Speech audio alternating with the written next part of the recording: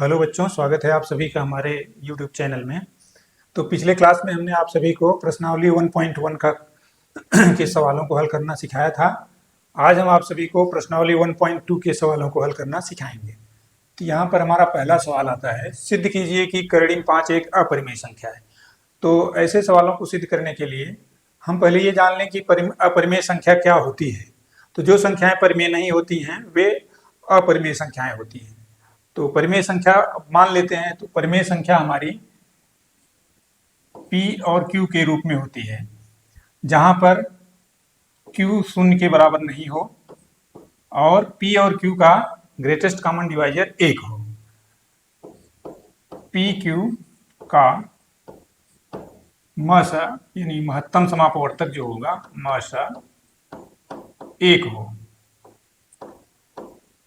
तो ये चीज हमें जानकारी होना चाहिए कि जब पी क्यू का मस 1 होगा यानी पी और क्यू किसी दूसरी संख्या से 1 के अलावा नहीं कटेंगी। तो इसी का उपयोग हम इसमें करके सॉल्व करेंगे। तो आइए हम सॉल्व करते हैं। तो यहाँ पर हमें सिद्ध करना है कि कर्णिम 5 एक अपरिमेय संख्या। तो मान लेते हैं कि कर्णिम 5 एक परिमेय संख्या है। माना इसका हल है। जब भी हमें ऐसे सवाल आए तो मान लेंगे हम, माना कर्णिम 5 एक परिमेय संख्या है, एक परिमेय संख्या है, परिमेय संख्या है। तो हमने बताया कि जब परिमेय संख्या है तो इसको हम P और Q के रूप में लिख सकते हैं, P अपान Q, अंश और हर के रूप में। तो कर्णिम 5 बराबर P बटे Q, जो भी परिमेय संख्या होती है हमारे अंश और हर के रूप में होती है। अब यहाँ पर हम तिरछा गुणा कर लेंगे इसका, तो इसका बटा 1 कर दें। तिरछा गुणा जब करेंगे तो P बराबर हो जाएगा हमारा इसका इसके साथ और इसका, तो √5 इंटू Q। तो P का मान हमारा आया √5 इंटू Q। अब हम इसको स्क्वायर कर देंगे तो P स्क्वायर बराबर हो जाएगा हमारा 5 into Q square. P square का मान आ गया हमारा 5 इंटू क्यू स्क्वायर। अब इसका मतलब कि P स्क्वायर 5 गुणे क्यू स्क्वायर के बराबर है, यानी 5 P का एक गुणनखंड हुआ। यानी 5 P का एक फैक्टर है, यानी एक गुणनखंड है। 5 P का एक गुणनखंड है, गुणनखंड है। अब यहां पर हम पुनः P बराबर कोई और संख्या ले लेते हैं। पुनः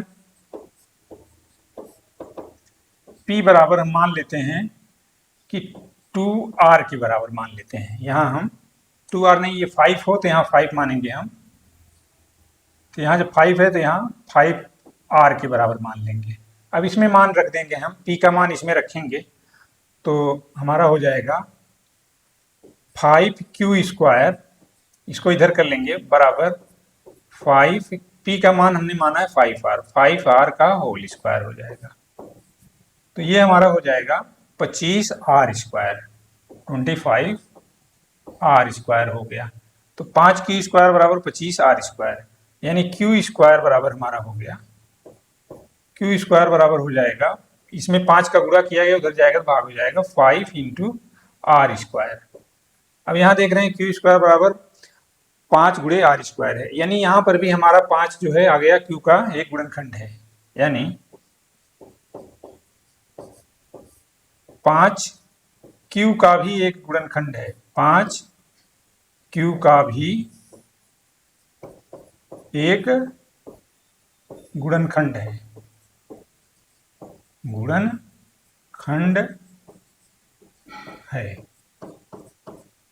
तो अब यहाँ हमने दिखा दिया कि 5P का भी एक गुणनखंड है और 5Q का भी गुणनखंड है, यानी P और Q का एक 5 दूसरा गुणनखंड मिल गया। जबकि हमने बताया था कि P और Q का गुणनखंड 1 के अलावा और कोई ना हो। तो ये जो आता है यहाँ हम इसको लिख देंगे,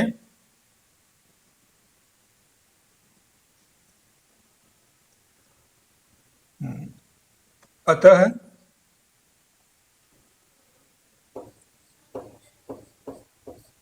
इन दोनों से हम देख रहे हैं कि अतः 5 P और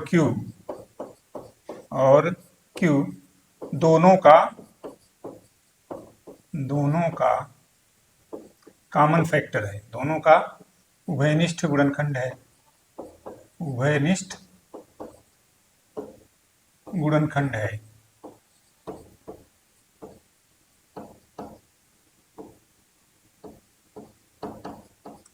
यानी हमने जो माना है कि P/Q √5 बराबर P/Q एक परिमेय संख्या है, तो यहाँ पर एक विरोधाभास आ जाता है। अतः P/Q ये परिमेय संख्या नहीं होंगी, ये परिमेय संख्याएं नहीं है। क्यों? क्योंकि P और Q का कॉमन फैक्टर 5 है। P/Q परिमेय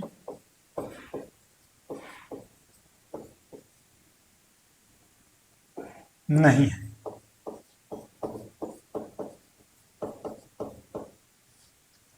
तो जब P/Q परिमेय नहीं है तो, और P/Q को हमने माना है √5 के बराबर, अर्थात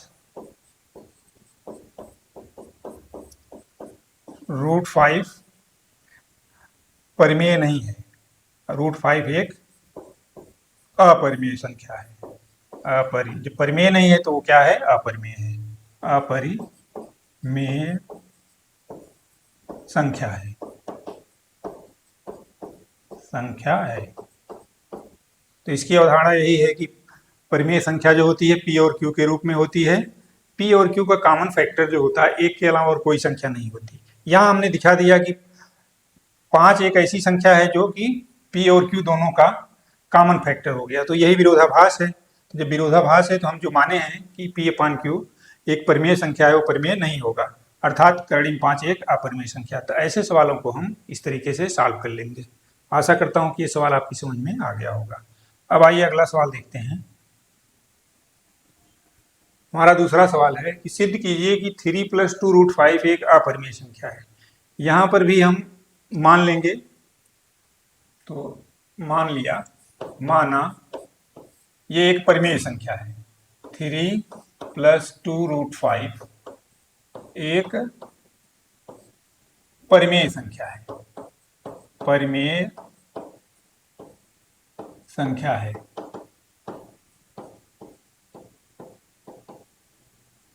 तो जब परिमेय संख्या है तो इसको भी हम P/Q के रूप में लिख सकते हैं। इसलिए 3 + 2 √5 बराबर P/Q, इसको भी इस तरीके से हम लिख सकते हैं। अब यहाँ पर 3 जोड़ा गया है, 3 को उधर कर देंगे, बराबर अर्थात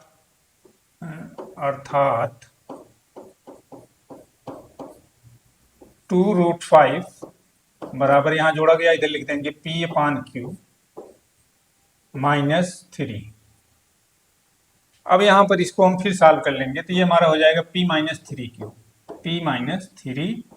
Q/Q।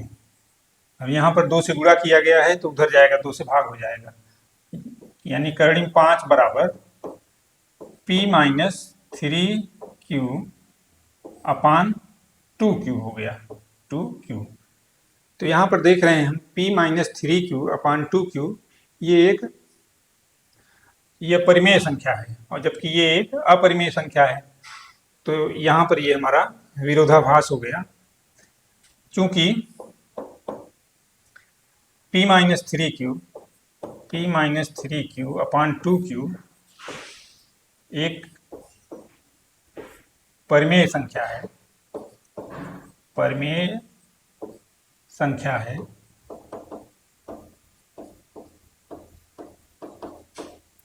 P-3Q/2Q एक परिमेय संख्या है, लेकिन कर्णिम 5 एक अपरिमेय संख्या है, अपरिमेय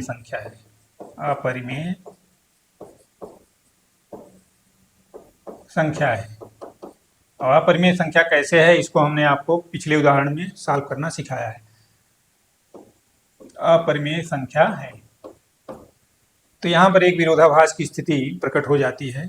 तो यहाँ जो हम माने हैं कि 3 प्लस रूट 5 एक अपरिमेय संख्या है, ये हमारा मानना गलत है।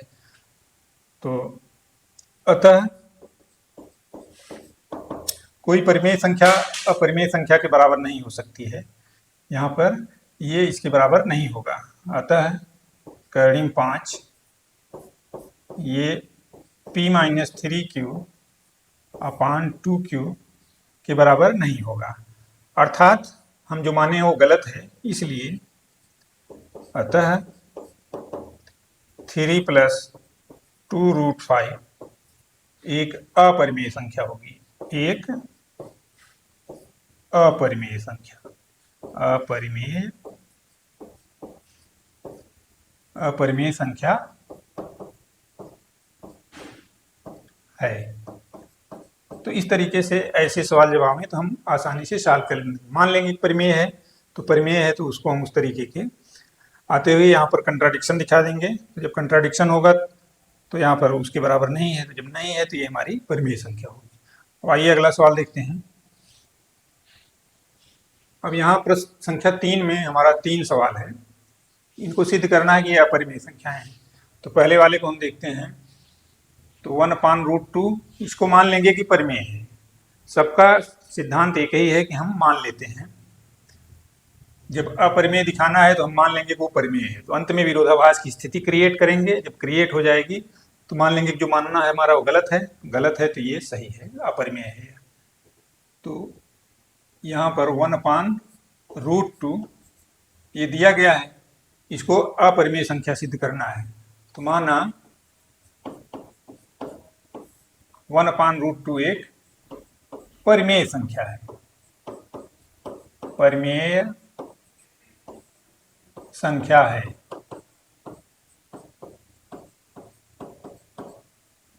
तो जब परिमेय संख्या है तो इसको हम p/q के रूप में लिख सकते हैं। इसलिए 1/√2 बराबर p/q। p/q यानी q जो है 0 के बराबर नहीं है, q 0 के बराबर नहीं है, और p और q का कॉमन फैक्टर 1 के अलावा और कोई नहीं है। p q का HCF 1 हो तभी वो परिमेय संख्या हो सकता है। अगर HCF 1 के अलावा और हो जाएगा कोई संख्या तो वह परिमेय संख्या नहीं होगा। अब यहां पर इसको लिख देंगे हम √2 बराबर q/p कर देंगे, q/p। तो यहां पर देख रहे हैं कि √2 बराबर q/p। तो हमने दिखाया है कि √2 एक अपरिमेय संख्या होती है। तो और यहां हमने माना है कि ये एक परिमेय संख्या है,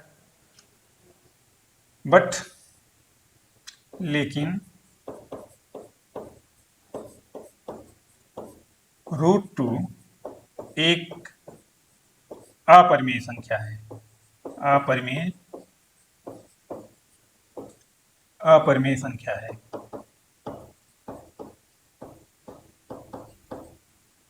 और q/p एक परिमेय संख्या हमने माना है, और q/p एक परिमेय संख्या है, एक परिमेय संख्या है, परिमेय संख्या है। अब किसी परिमेय संख्या को हम अगर किसी परिमेय संख्या का व्युत्क्रम भी परिमेय संख्या ही होता है। यहाँ p/q परिमेय संख्या है तो उसका व्युत्क्रम हमने q/p कर दिया, वो भी परिमेय संख्या ही होगा। लेकिन कोई भी अपरिमेय संख्या परिमेय संख्या के बराबर नहीं हो सकती है। इसलिए √2 is not equal to q/p, यानी कोई भी परिमेय संख्या अपरिमेय संख्या के बराबर नहीं हो सकती। इसलिए 1/√2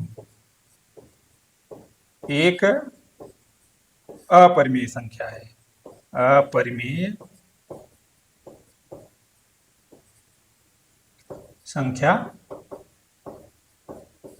है। तो आशा करता हूं कि ये भी सवाल आपकी समझ में बहुत छोटा है। यहाँ पर पहले इसको मान लेंगे कि परिमेय संख्या है, फिर √2 को हम उसका व्युत्क्रम ले लेंगे तो Q अपान P हो जाएगा। तो जब P अपान Q एक परिमेय संख्या है तो Q अपान P भी परिमेय संख्या होगा। लेकिन इधर करणी में दो ये एक अपरिमेय संख्या है, तो अपरिमेय संख्या परिमेय संख्या के बराबर नहीं हो सकती, इसलिए 1 पान करणी टू एक अपरिमेय संख्या है। तो आशा करता हूँ कि ये भी सवाल आपकी समझ में आ गया होगा। अब आइए अगला सवाल देखते हैं। दूसरा सवाल है, ये सिद्ध करना है कि 7√5 यानी 7 करणी 5 एक अपरिमेय संख्या है। यहाँ 7 का मल्टीप्लीकेशन है इसके साथ, तो इसको भी मान लेंगे कि माना 7 इंटू रूट 5 एक परिमेय संख्या है, एक परिमेय संख्या है, परिमेय संख्या है।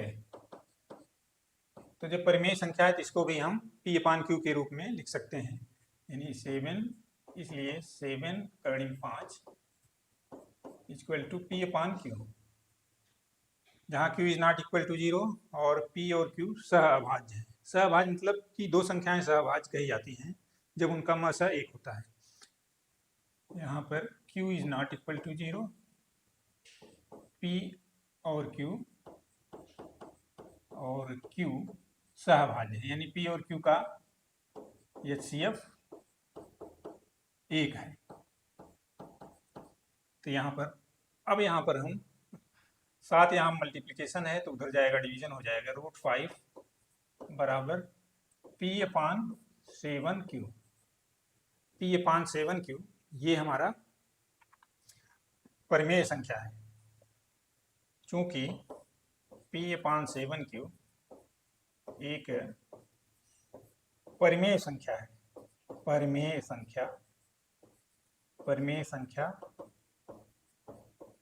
है, P अपान Q एक परिमेय संख्या है और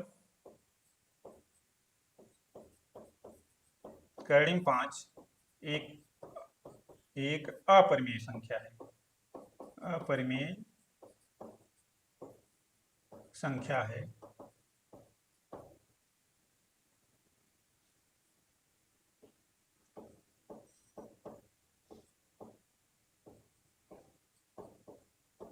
तो जब ये परिमेय संख्या है और ये अपरिमेय संख्या है तो कोई भी परिमेय संख्या किसी अपरिमेय संख्या के बराबर हो नहीं सकती, इसलिए करणी 5 P अपान 7Q के बराबर नहीं होगा। तो जब नहीं होगा तो हम जो माने हैं कि ये 7√5 एक परिमेय संख्या है, ये हमारा मानना गलत है। अतः हमारा मानना या हमारी अवधारणा, क्या अवधारणा कि ये एक परिमेय संख्या है, हमारी अवधारणा गलत है। तो जब गलत है तो सही क्या होगा? सही ये होगा कि √5 एक परिमेय संख्या है। अतः 7√5 एक अपरिमेय संख्या है, एक अपरिमेय संख्या है।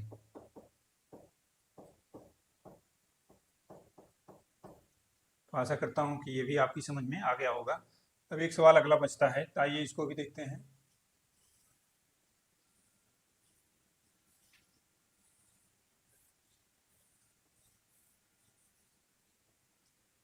यहाँ पर अगला सवाल हमारा है 6 + 2√7, ये एक अपरिमेय संख्या है। ये भी इन्हीं सवालों की तरह इसको भी सॉल्व कर देंगे।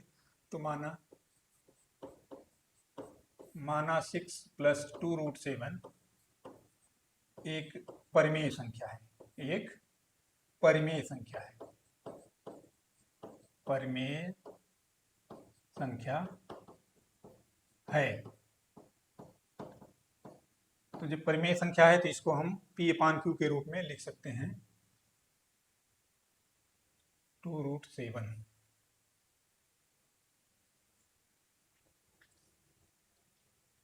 सिक्स प्लस रूट टू है, 6 + √2 है ये, यहाँ पर ये 6 + √2, इसको सिद्ध करना है, या चाहे जो भी हो, चाहे हमारा 6 + √2 हो, चाहे ये है।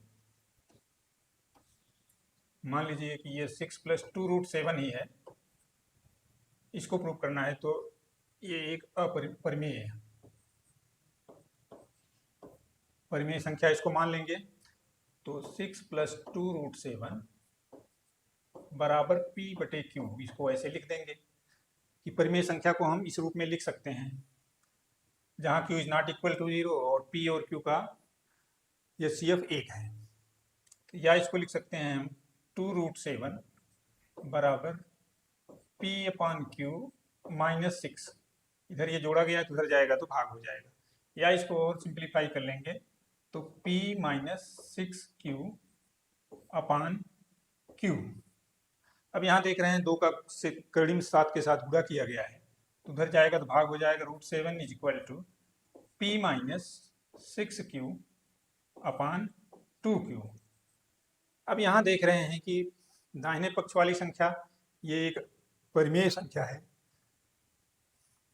यहाँ p - 6q/2q एक परिमेय संख्या है, एक परिमेय संख्या है, परिमेय संख्या है।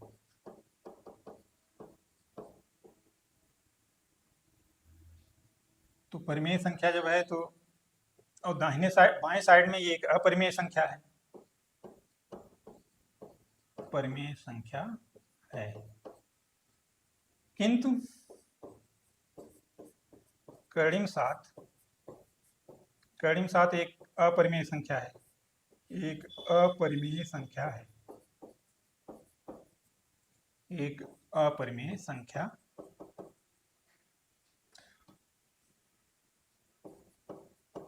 अपरिमेय संख्या है।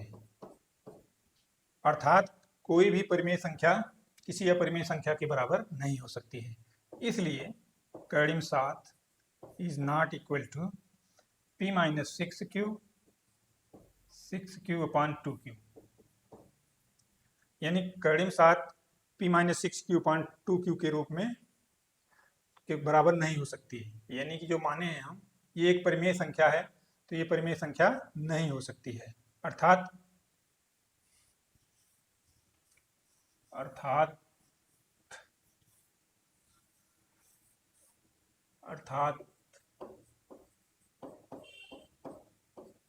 ये हमारा मानना गलत है। अर्थात 6 + 2√7 परिमेय नहीं है। तो जब परिमेय नहीं है तो वो क्या होगा, एक अपरिमेय होगा। अतः 6 + 2√7 एक अपरिमेय संख्या है, अपरिमेय संख्या है। तो इस तरीके से जब ऐसे सवाल पूछे जाएं तो हम आसानी से सॉल्व कर लेंगे। यहाँ ध्यान देना है, परिमेय संख्या में परिमेय संख्या जोड़ते हैं तो परिमेय संख्या मिलता है, परिमेय संख्या में परिमेय संख्या का गुणा किया जाता है तो परिमेय संख्या मिलता है। उसी तरीके से भाग किया जाता है और घटाया जाता है तब भी परिमेय ही मिलता है। उसी तरीके से अपरिमेय संख्या में अपरिमेय संख्या का जोड़ना, गुणा करना, घटाना और भाग करना भी अपरिमेय होता है। तो उन्हीं सब का उपयोग इसमें किया गया है। आशा करता हूँ कि ये सभी सवाल आपको समझ में आ गए होंगे। तो आज बस इतना ही, मिलते हैं नेक्स्ट प्रश्नावली अगले दिन।